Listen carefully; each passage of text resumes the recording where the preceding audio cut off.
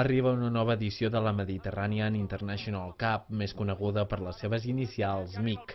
El torneig de futbol de base torna a les comarques gironines aquesta Setmana Santa amb la incorporació de nous equips. Entre els més destacats hi ha la participació del Toulouse Club de Futbol, la selecció d'Haití i de l'Atlètic de Bilbao. Això fa que el MIC cada any tingui una difusió més important a nivell internacional. En aquest sentit, Juanjo Rovira ja ha destacat les negociacions per retransmetre la senyal dels partits en diferents mitjans internacionals. Estem negociant amb Al Jazeera, tenint en compte que tenim 3 equips de Qatar, tenint en compte que tenim 3 equips més d'Aspire Football Dreams, que els jugadors, la majoria, són de diferents països africans.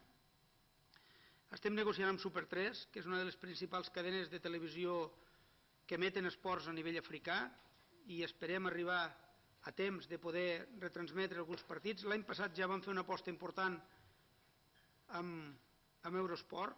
D'altra banda, el MIC seguirà a la província de Girona per 4 anys més. Així ho dicta el conveni signat avui pel representant territorial de la Secretaria General de l'Esport de la Generalitat de Catalunya, Josep Pujols, i el president de la Diputació de Girona, Jaume Torremadé. Aquest últim ja ha destacat la importància de tenir el MIC en terres gironines, ja que comporta una previsió de guanys d'1,5 milió d'euros.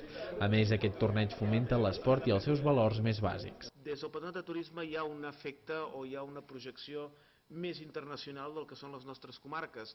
A l'entrada del que és ja la temporada turística, diguem, de costa, tenim una celebració important, tenim una celebració esportiva que acull jugadors d'arreu del món i, a més, els dona una imatge del que és la Costa Brava. Una primera imatge molt primevarenca, però una imatge del que és el nostre país, no només amb ells, sinó també els seus pares, familiars que els acompanyen, entrenadors, etc.